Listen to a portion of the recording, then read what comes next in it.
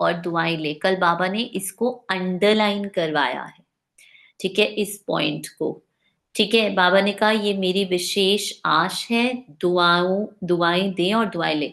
आपको, आप लोगों को दुआएं दें और दुआएं ले, इसका क्या भावार्थ समझ में आता है? बाबा ने कहा ये आपने नए साल में जरूर करना है। ठीक है, सबको दुआएं देनी है और सबसे दुआएं लेनी है। इसका भावार्थ क्या समझ में आता है? कौन बताएगा?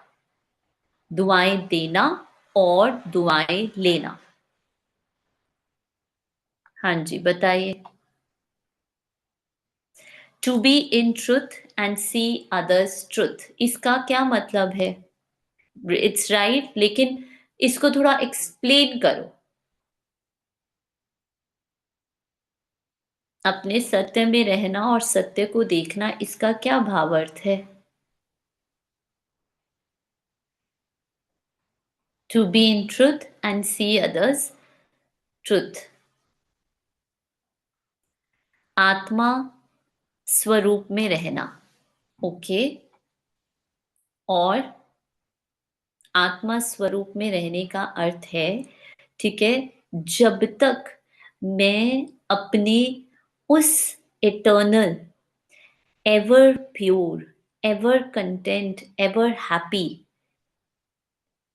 एवर साइलेंट सेल्फ को नहीं जानूंगी, जब तक मैं अपने माइंड के, थॉट्स के, सेंसेशंस के, मूवमेंट्स से आइडेंटिफाई होती रहूंगी, मैं दुआ दे नहीं सकती।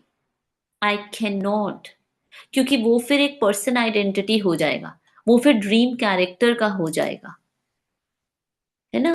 तो अपनी original qualities means I must know that no matter whatever is happening in the drama, हो सकता है, ठीक है, अभी ड्रामा में, ठीक है, इस कैरेक्टर आइडेंटिटी के दूसरे ड्रीम कैरेक्टर के साथ संस्कार नहीं मैच करते हो सकता है हमारे विचार बहुत ज्यादा, ठीक है, ट्राई करने के बाद भी नहीं मिलते हो, लेकिन इसका इसका मेरे सत्य के कांस्टेंट ट्रुथ से कोई लेना देना नहीं है।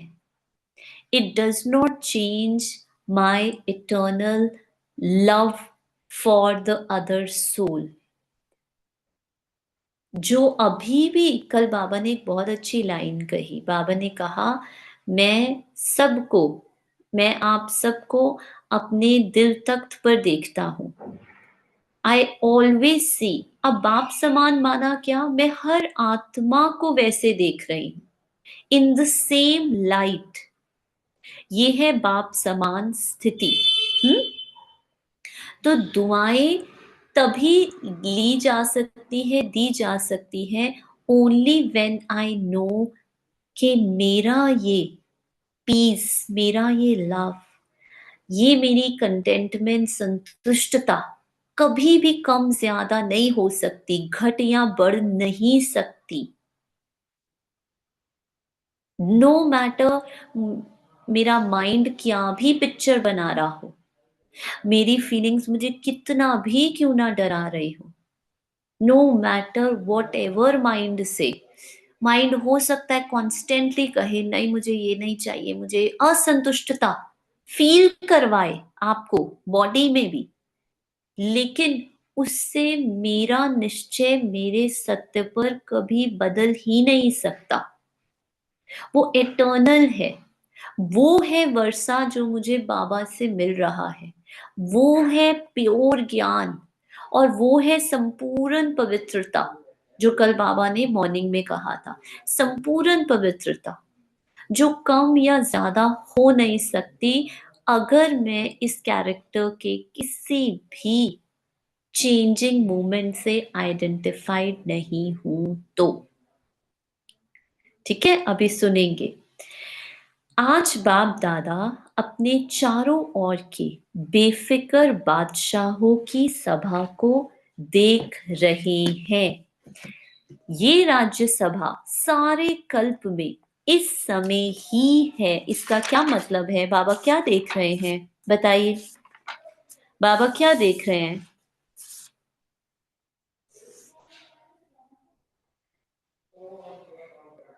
मुझ बेफिक्र बादशाह अर्थात, ठीक है, जिसका मन एकदम न्यूबॉर्न बेबी की तरह है।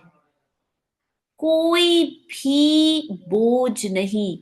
कल क्या हुआ? उसने ये कहा, आगे क्या होगा? इनसिक्योरिटीज़, फ़ियर, ये बहुत सारे self worth, self esteem, loneliness, boredom, उदासी, परेशानी, इन सब के बोझ ये सब होते हैं व्हेन माइंड, जब ये कलयुगी माइंड बनता है। तो बेफिक्र बादशाह अर्थात अपने आप को एकदम न्यूबॉर्न बेबी, अभी अभी I have just taken a birth. छोटे बच्चे को कोई फिक्र होती है? बताइए, कोई फिक्र होता है?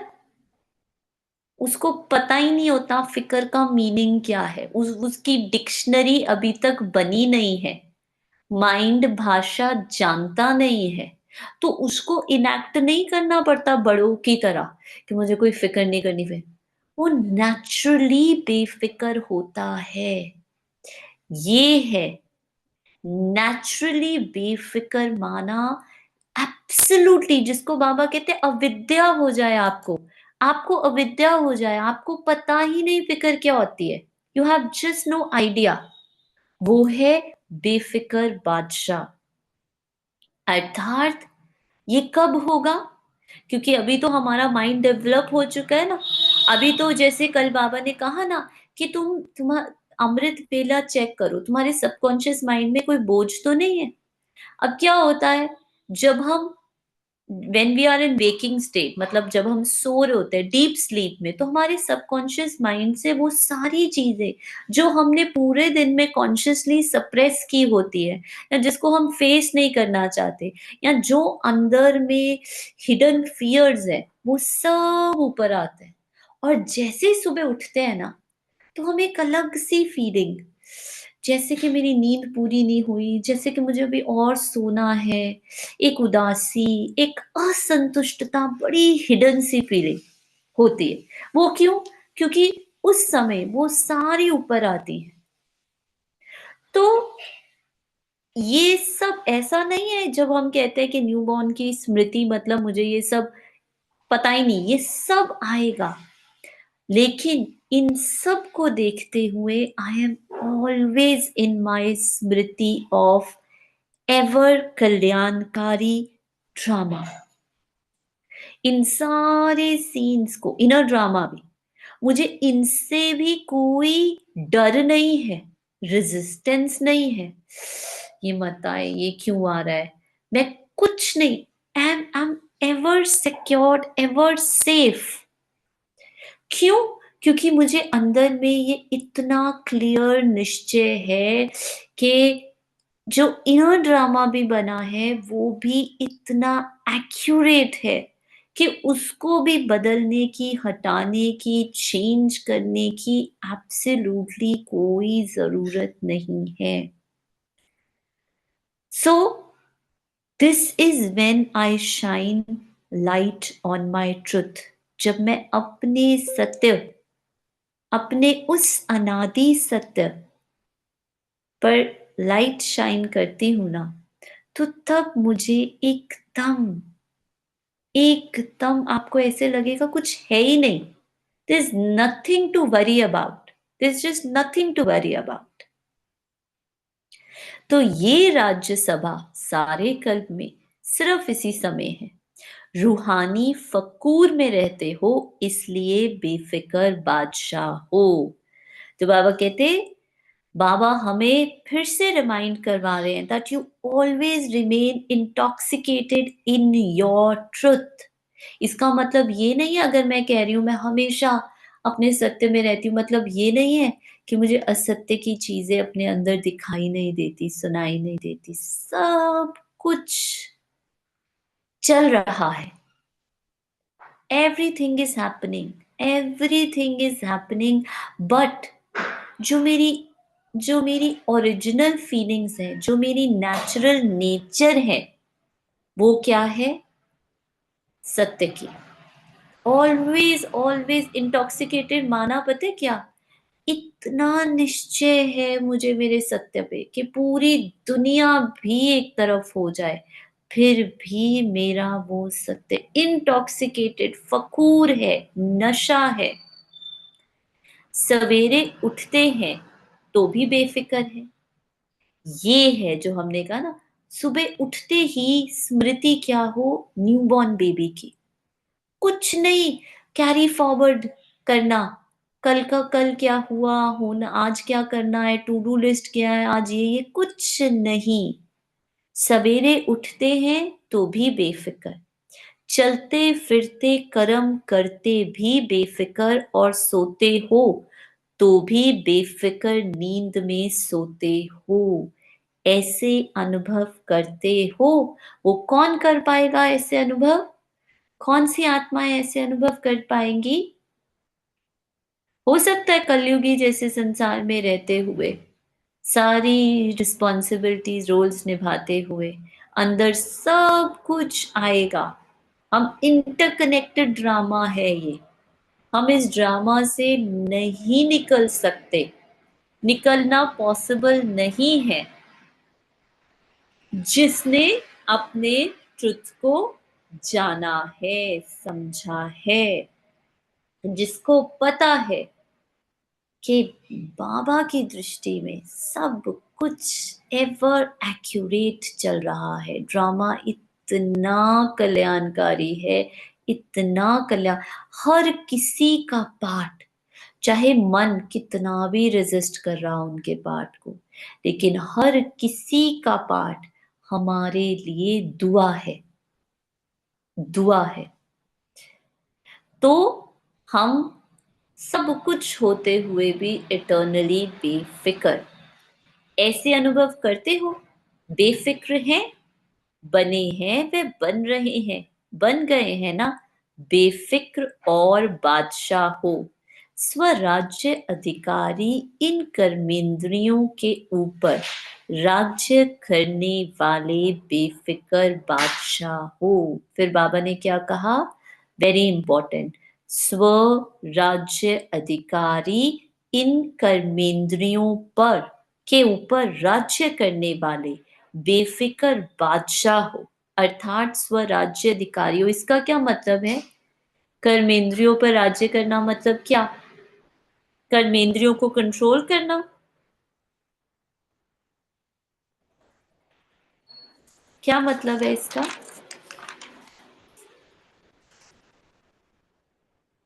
उसके इफेक्ट में नहीं आना, माइंड के अंदर नहीं आना। Very good. तो बाबा कहते, अब जब बाबा कहते हैं ना कर्मेंद्रियों पर राज्य, इसका मतलब है ये जो सेंस ऑर्गन्स एक सेंसरी स्टिमुलेशंस क्रिएट करते हैं। आज का जो वर्ल्ड है ना, it's a very sensory stimulating world.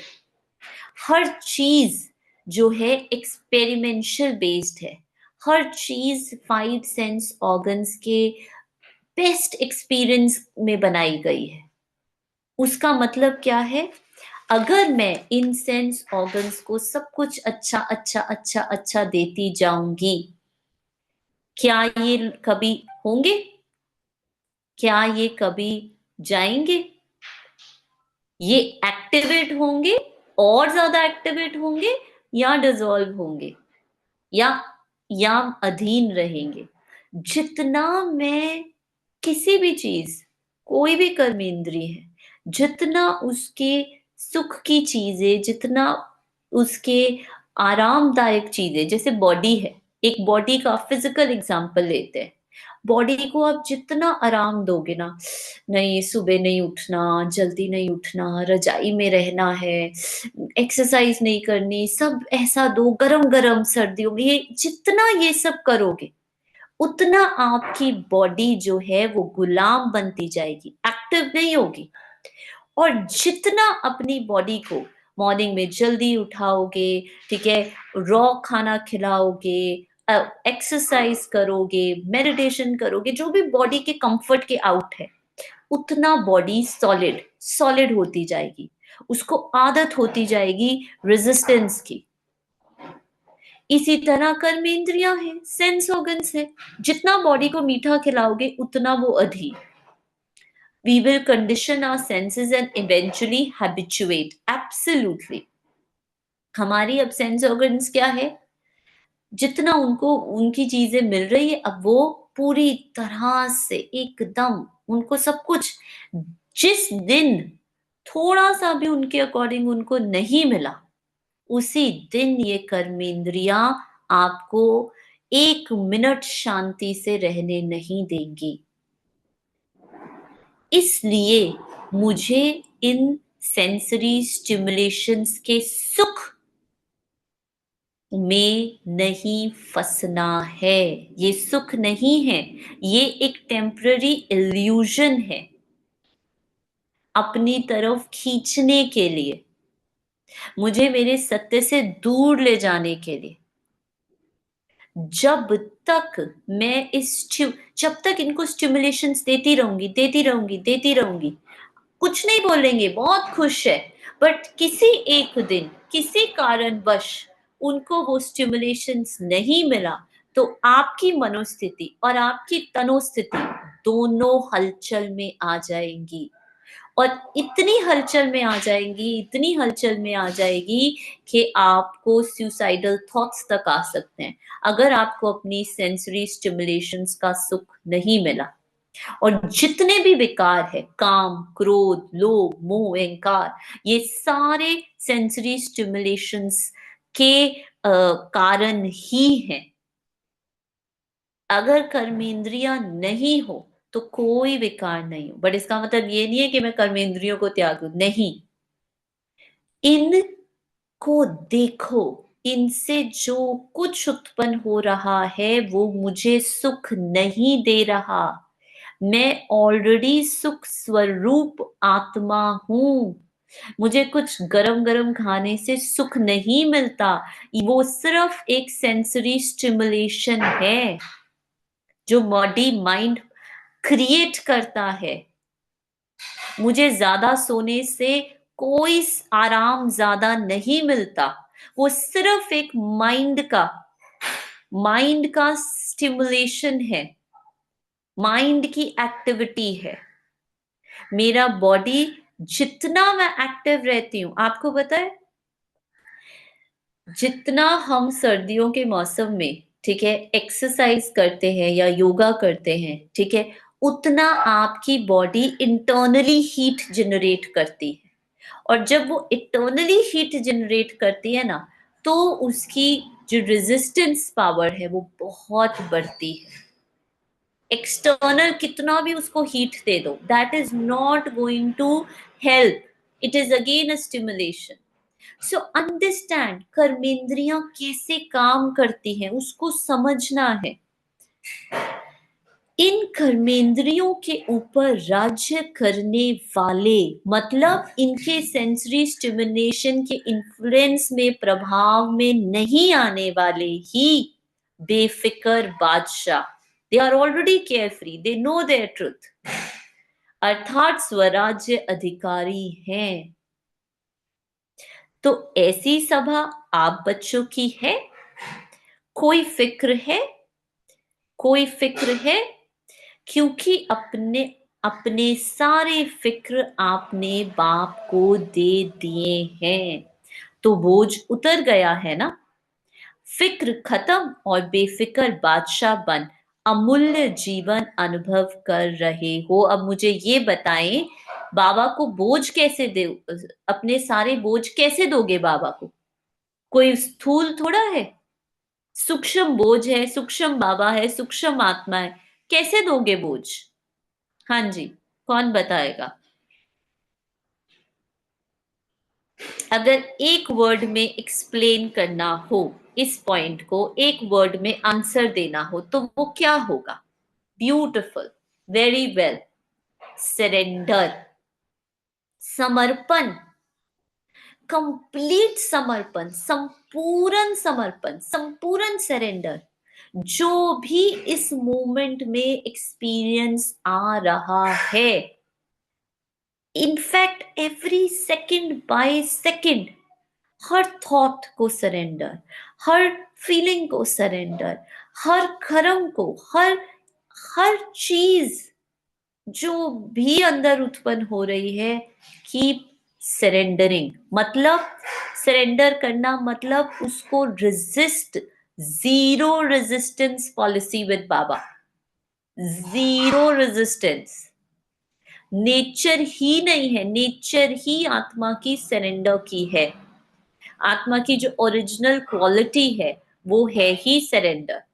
और जो रेजिस्ट करता है, मुझे ये नहीं, मुझे ना, फिर क्या करेगा, कैसे कैसे रेजिस्टेंस शो करेगा? फ्यूचर के मनपसंद सीन्स विजुअल्स क्रिएट करके, या पास्ट के मनपसंद सीन विजुअल्स को याद करके प्रेजेंट मोमेंट को रेजिस्ट करेगा। A big yes to this moment, वो है surrender. Surrender to my choices, surrender to my likes, dislikes, surrender to my preferences। कर सकते हो? मन को मारते हुए भी नहीं मारना है। जिसको कहते हैं मरजीवा, डाई अलाइव, ये है बाबा को सब कुछ देना। तो बोझ उतर गया ना, फिक्र खत्म और बेफिक्र बादशाह बन अमूल्य जीवन अनुभव कर रहे हो। फिर उसके बाद when you completely surrender, zero desire, ऐसे नहीं ऐसे होना चाहिए, ड्रामा में ये नहीं है, इसका पार्ट ऐसे नहीं ऐसे होना चाहिए। when ये सारी कहानियों को आप संपूर्ण समर्पण करते हो, उसके बाद बाबा कहते फिर जो लाइफ आप जीते हो, या जो आपकी जीवन बनती है, वो कहलाती है अमूल्य, प्राइसलेस। आपकी डिजायर्स के अकॉर्डिंग चलने वाली नहीं, लेकिन बाबा करावन हार जो करवा रहा है उसके प्रति संपूर्ण समर्पण, संपूर्ण निश्चय, उसमें बाबा कहते अमूल्य जीवन अनुभव करते हो। सबके सिर पर पवित्रता के लाइट का ताज स्वतः ही चमकता है। सभी बाबा के, है ना, पवित्रता के ताज की लाइट को शाइन करते हैं। कंप्लीट प्योरिटी, कंप्लीट ऑनेस्टी बाबा से, बेफिक्र के ऊपर लाइट का ताज है। और अगर कोई फिक्र करते हो, कोई बोझ अपने ऊपर उठा लेते हो, तो मालूम है सिर पर क्या आ जाता है? बोझ के टोकरे आ जाते हैं। तो सोचो, ताज और टोकरे दोनों सामने लाओ, क्या अच्छा लगता है? टोकरे अच्छे लगते हैं या लाइट का ताज अच्छा लगता है? बोलो। टीचर्स, क्या अच्छा लगता है? ताज अच्छा लगता है ना। सभी कर्मेंद्रियों के ऊपर राज्य करने वाले बादशाह हो, अर्थात सभी सेंस ऑर्गन्स को यूज कर रही हूं, उनके स्टिमुलेशंस को भी देख रही हूं, और उससे जो माइंड बॉडी में सेंसेशंस हो रही है उसके प्रति भी साक्षी हूं। लेकिन उसको मैं सुख दुख का लेबल नहीं लगा रही, क्योंकि मुझे ये पता है कि मैं ऑलरेडी सुख स्वरूप आत्मा हूं। कोई भी अनुभव जो सेंस ऑर्गन से जनरेट हो रहा है वो मुझे सुख दे नहीं सकता। और कोई भी सिचुएशन, कोई भी व्यक्ति ड्रामा में मुझे दुख दे नहीं सकता। जिसने फुल रिस्पॉन्सिबिलिटी अपनी लाइफ की खुद ओन की है, आई एम 100% रिस्पॉन्सिबल, 100%। मैं ना एक बहुत इंटरेस्टिंग बुक पढ़ रही हूँ, I might show you all. और बुक का टाइटल है, very interesting title also, the courage to be disliked. ठीक है, ये बुक है। इस बुक में एक फिलोसोफर, साइकोलॉजिस्ट और एक स्टूडेंट, एक यूथ की कॉन्वर्सेशन है। तो उसमें वो यूथ उसके पास आता है और वो कहते हैं मुझे ये प्रॉब्लम है, ये trauma, I don't like my self and I hate my self and I am not good enough and all because of my past, because of my trauma, because जो भी मेरे साथ हुआ। उसने एक एक सेंटेंस में ना आंसर दिया। It's a very interesting book. ठीक है, यू ऑल कैन रीड। उसमें उसने कहा कि किसी का भी पास्ट उसके प्रेजेंट के लिए रिस्पॉन्सिबल नहीं है। What ever is happening right now, और यही बाबा कहते, यू आर 100% रिस्पॉन्सिबल। बिकॉज हो सकता है, फॉर एग्जाम्पल, ठीक है, मेरा और राघव भाई का, लेट्स से, ठीक है, we have the same childhood, same घर में, सेम पेरेंट्स, ठीक है, same environment, everything same, but हमारा प्रेजेंट नेचर, ठीक है, प्रेजेंट भाग्य, एवरीथिंग इज डिफरेंट। कैसे डिफरेंट है? बिकॉज मैंने, how I have created it, I have the choice. ठीक है, मैंने अपने चाइल्डहुड के ट्रॉमा को कैसे लिया, राघव ब्रदर ने अपने चाइल्डहुड को ट्रॉमा को कैसे लिया। We always always have a choice. So our past traumas, our childhood, anything, मतलब इस पूरी बुक में ये लिखा है, you are 100% responsible for whatever you do, whatever your life right now. Nothing, nobody is responsible. And this is what Baba is saying. कि तुम किसी भी कर्मेंद्रियों के, जो कर्मेंद्रियां अनुभव क्रिएट करती हैं तुम्हारे माइंड और बॉडी के, तुम उस आधार पर अगर जीवन जी रहे हो तो तुम झूठ का जीवन जी रहे हो, एक इल्यूजनरी, एक धोखे का, एक टेम्पररी स्टिमुलेशन का जीवन जी रहे हो। अगर तुम अपने आप को कुछ कह रहे हो, अरे इसके कारण मैं ये नहीं कर पा रहा, सो दैट्स अ लाई। इसके कारण मैं ये नहीं कर पा रहा, that's a lie. You are doing it because you don't have the courage to face the truth. As simple as that. आपके पास करेज नहीं है सत्य को, इसलिए आपने अपनी बीमारी को, अपने पास्ट को, अपने X Y whatever reason को, because you don't want to face. Very interesting psychology based book है। So I think Apurva sister is also reading, so she can also share her insights.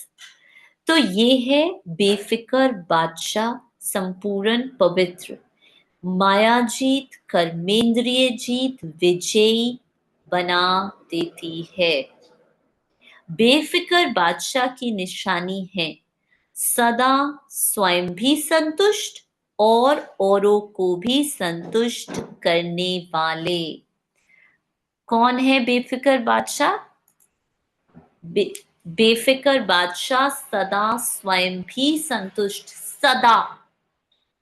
ऐसा हो सकता है आज की दुनिया में, कभी ऐसा हो सकता है कि कोई ऐसे सिचुएशन, है ना, कोई ऐसे सिचुएशन ना आए किसी की लाइफ में, चाहे वो जंगलों में, पहाड़ों में क्यों ना चली जाए, असंतुष्टता की, या लेट से आप बाहर से बहुत ही ड्रामा पूरा आपके अकॉर्डिंग चल रहा है, लेकिन फिर अंदर से कोई संस्कार आ जाते हैं असंतुष्टता के, तो सदा संतुष्ट माना क्या? बाबा ने कहा बेफिक्र बादशाह का मीनिंग है जो सदा संतुष्ट और संतुष्ट करने वाले। देखो, अगर मैं संतुष्टता की वाइब्रेशंस में हूं तो वो संतुष्टता ऑलरेडी सबको जा रही है, मुझे जा जाकर किसी को देनी नहीं, इट इज ऑटोमेटिकली फ्लोइंग। जैसे अगर मैंने इस समय, है ना, लेट्स से कबाना का परफ्यूम, ठीक है, कोई भी कंपनी का परफ्यूम लगाया हुआ है, तो मुझे उसको छिड़कने की जरूरत नहीं है, इट्स ऑलरेडी स्प्रेडिंग। इस तरह से मेरी presence, my state of mind एक परफ्यूम है, मेरा स्टेट ऑफ माइंड एक परफ्यूम है। एंड अनफॉर्चुनेटली 90% ऑफ लोगों का स्टेट ऑफ माइंड एकदम बिगड़ चुका है। इसीलिए नेचुरली आज दुनिया में नेगेटिविटी है, नेचुरली लोग अप टू लो जा रहे हैं।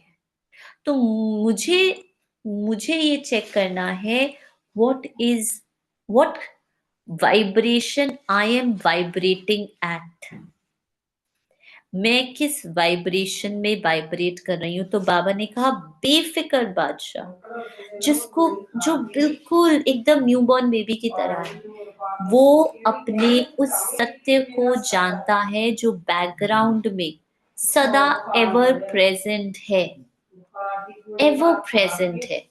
ठीक है, इट्स लाइक एक बारी रीनी दी ने बहुत ब्यूटीफुल एग्जांपल दिया था। आपका वो होता है ना स्टिचिंग, स्टिचिंग वाला बैकग्राउंड होता है, ठीक है, उस पर आप स्टिच करते हो, ठीक है, एक वाइट बैकग्राउंड होता है, उसके ऊपर ना वो इमेज बनी होती है, आप उसी के ऊपर उन्हीं डॉट्स के ऊपर स्टिच करते हो, फिर उसी को स्टिच को निकाल कर फिर और कुछ स्टिच करते हो। लेकिन वो जो बैकग्राउंड होता है ना, वो background is always always there. वो जो बैकग्राउंड है, बाबा कह रहे वो हो तुम, जो तुम सदा संतुष्ट हो। अब उस संतुष्टता के ऊपर कोई भी एक्सपीरियंस आ सकते हैं, हैप्पी, सैड, सुख, दुख, गुस्सा, कुछ भी आ सकता है, उसके ऊपर कुछ आ सकता है। उधेड़ बुन, उधेड़ बुन, उधेड़ बुन, उधेड़ बुन ऑल द टाइम चलता रहता है। लेकिन वो जो वाइट, वो जो बैकग्राउंड है ना, उस नेचर को अपनी जानो, उस नेचर को अपनी जानो। और स्टिमुलेशंस, ये जो सेंस ऑर्गन्स आपको स्टिमुलेट, और ये जो ड्रामा आपको उधेड़ बुन के स्टिमुलेशंस देता रहता है ना, उससे अपनी सेल्फ वर्थ को नहीं क्रिएट करो।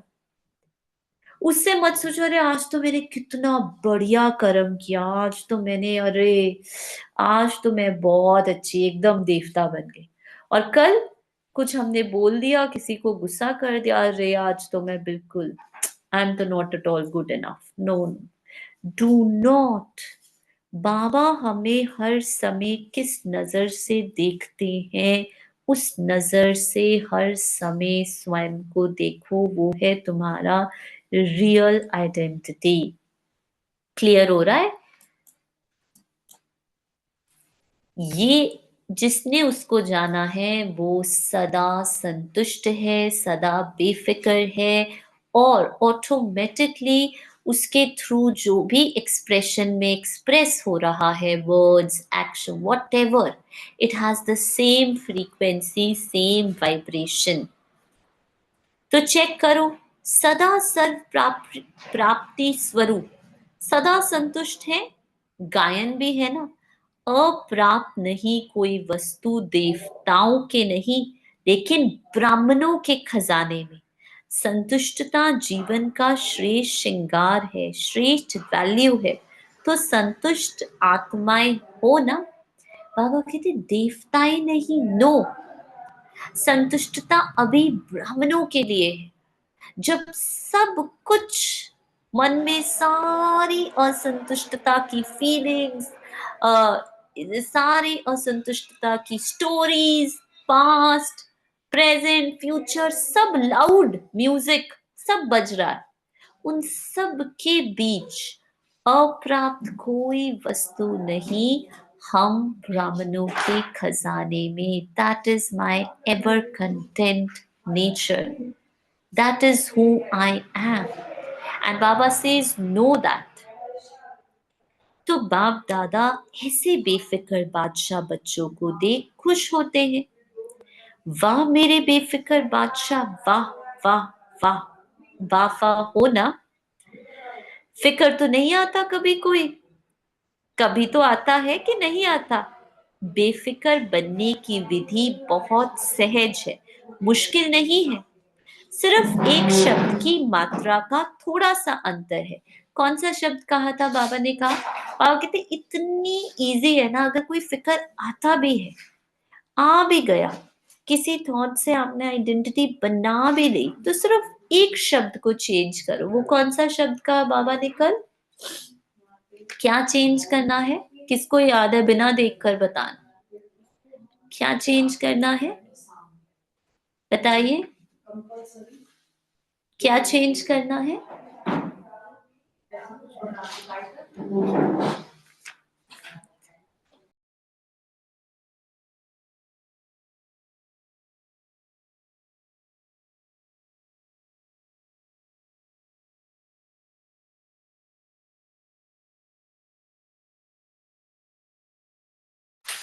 हाँ जी, बताइए।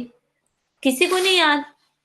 कल की मुरली थी, कल ही बाबा ने सुनाया था। यस, बस तेरे को मैं शब्द आए, ठीक है, तेरे को मेरे में परिवर्तन करना। ओ सॉरी, मेरे को तेरे में परिवर्तन करना, ठीक है। तो बाबा ने कहा मेरे को तेरे में परिवर्तन करो। वह शब्द है मेरे को तेरे में परिवर्तन करो, मेरा नहीं तेरा। तो हिंदी भाषा में मेरा भी लिखो और तेरा भी लिखो, तो क्या फर्क होता है? मैं और ते। लेकिन फर्क कितना हो जाता है? तो फर्क कितना हो जाता है? द कॉन्शियसनेस, जैसे ही मैंने किसी भी आते जाते संकल्प से अपनी पहचान बना ली, उसका स्वरूप बन गई, ठीक है, उसको हटा, उसके जाल में आ गई, ठीक है, वो माया है, उसके जाल में आ गई और अपने आप को उस नजर से देखने लग गई। और बाबा ने जो सीट दी है, बाबा ने जो मुझे चश्मे दिए हैं, उससे अलग हो गई। तो फिर बाबा कहते वहां पर क्या हो जाता है? बोझ आ जाता है। तो आप सब मेरे मेरे वाले हो या तेरे तेरे वाले हो? मेरे को तेरे में परिवर्तन कर लिया, नहीं किया हो तो कर लो। मेरा मेरा अर्थात दास बनने वाला, उदास बनने वाला। मेरा मेरा अर्थात दास बनने, किसका दास? कर्मेंद्रियों का। आप लोग एक चीज बताओ, ठीक है, आप लोगों ने आज तक अपनी कर्मेंद्रियों को सारे सुख दिए होंगे, सारे सुख। क्या वो कभी खुश हुई? क्या कभी? ठीक है, उसकी हलचल, वो देने के बाद वो हलचल कम होती है या हलचल बढ़ती है? जब उनको जो भी मन को चाहिए होता है, जो भी इच्छा होती है, जो भी कर्मेंद्रियों को चाहिए होता है, उनको जब वो मिल जाता है, वो भोजन मिल जाता है, वो नींद मिल जाती है, या वो कपड़े या जो भी चीजें, क्या उसके बाद उसकी संतुष्टता बढ़ती है या उसकी हलचल बढ़ती? अपने अनुभव से बताना, ज्ञान से नहीं बताना, अपने अनुभव से। क्योंकि आप लोग सब, हम ये वर्ल्ड जीते हैं स्टिमुलेशंस वाला। तो क्या वो हलचल बढ़ती है या कम होती है? ये बताएं अपने अनुभव से। हाँ, हलचल बढ़ती है, बाकी सब क्या होता है? It craves for more, very good, yes, it demands more. हलचल बढ़ती है, इट्स अ लूप, एब्सोल्युटली। इसीलिए कभी ऐसा नहीं होगा कि मैं पेट भर के आज इसको ना गुलाब जामुन खिला दूं, समोसे खिला दूं, फिर ये कभी नहीं गएगा, कभी भी नहीं होगा। And it keeps you down down down, और आपके और भी जीवन में और भी ज्यादा। इसीलिए पहले जो राजाएं होते थे ना, राजाएं मतलब मल्टी मिलियनियर राजाएं, वो अपने बच्चों को एक वनवास का जीवन देते थे। उनका चाइल्डहुड, उनका वो ऐसा जीवन देते थे, सब कुछ होने के बावजूद भी वो उनको बहुत उसमें रखते थे, सो दैट उनका वो राजा, सो दैट उनको पता है कि अगर ये बच्चों ने अपने कर्मेंद्रियों पर राज्य करना सीख लिया, then they would be the real kings, तब वो किंगडम को संभाल पाएंगे।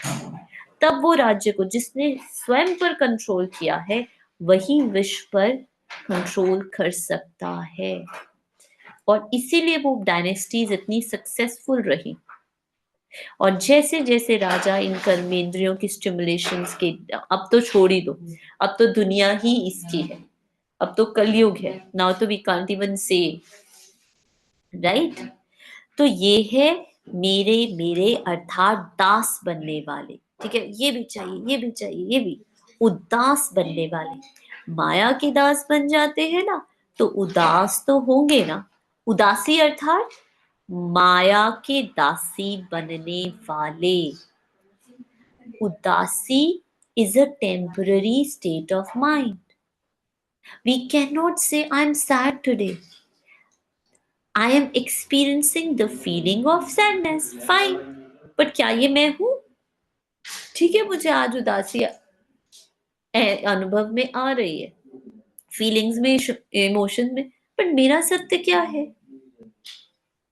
द वन हु नोज कि मैं तो सदा सुख स्वरूप आत्मा हूं, उसको उदासी की फीलिंग से भी कोई प्रॉब्लम नहीं है।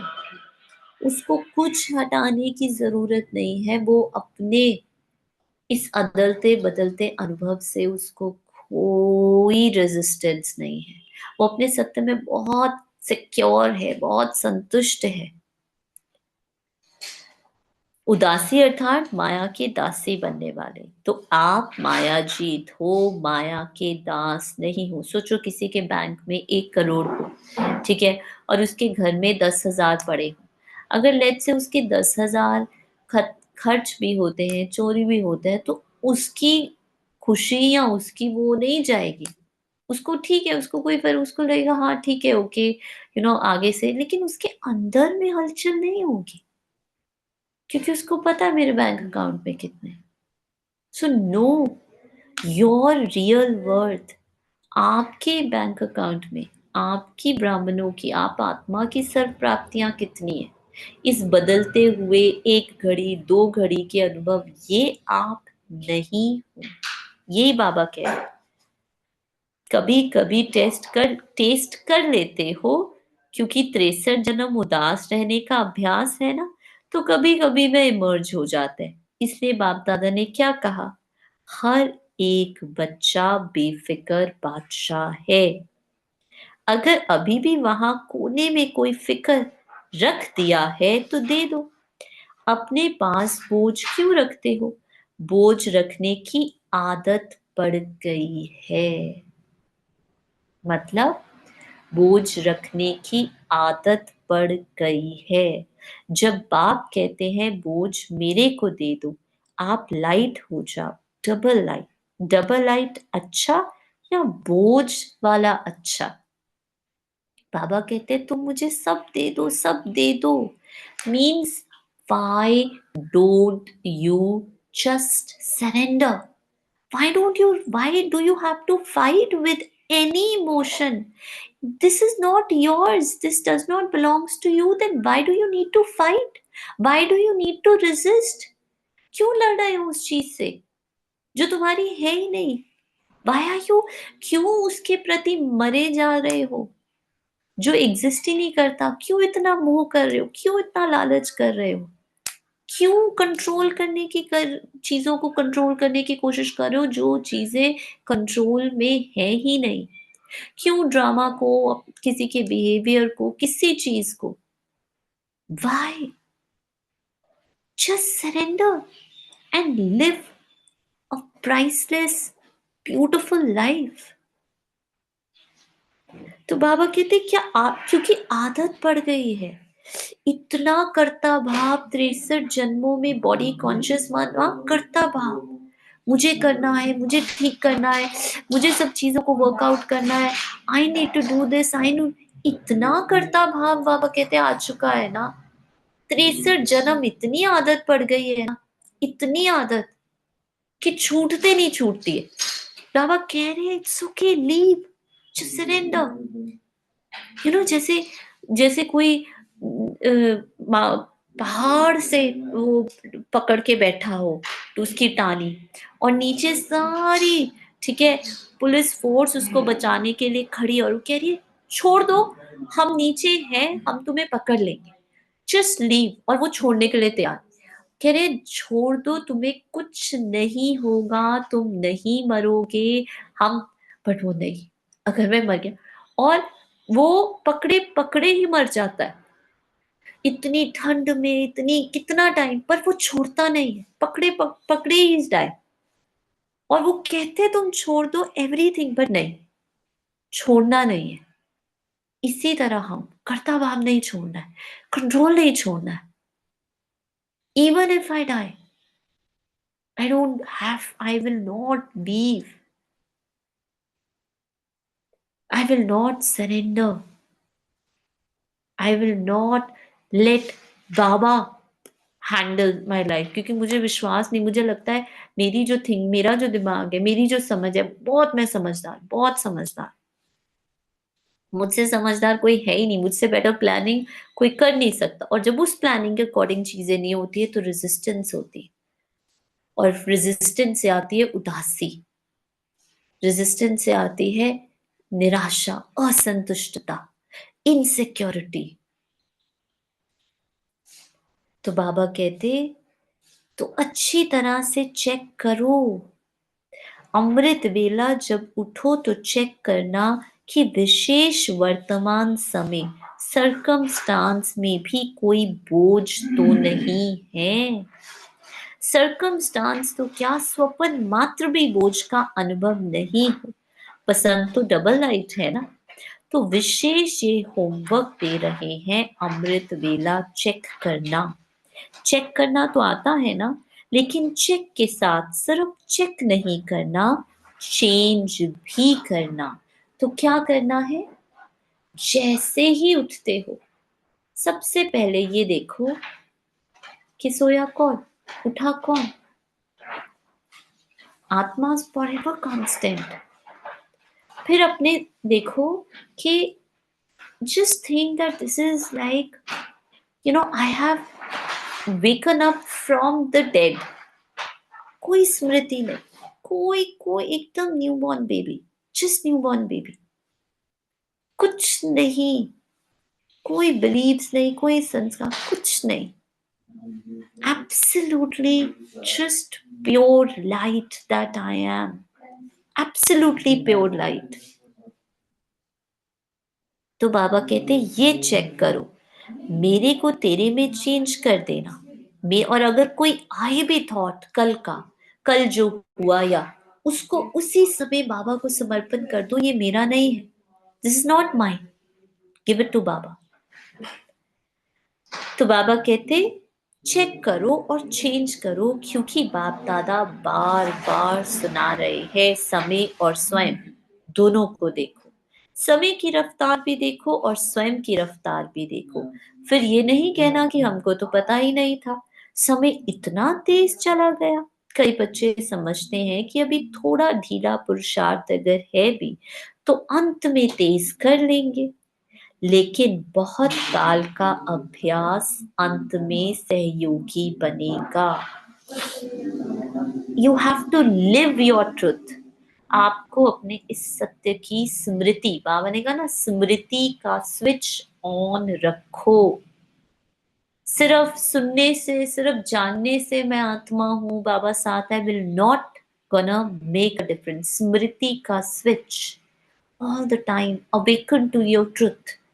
देखो कैसे कर्मेंद्रियां, फिर देखोगे आप कैसे कर्मेंद्रियों के उसमें आ जाते हो, फिर से अवेकन टू योर ट्रुथ। ठीक है, 1 मिनट ट्रैफिक कंट्रोल का साइलेंस।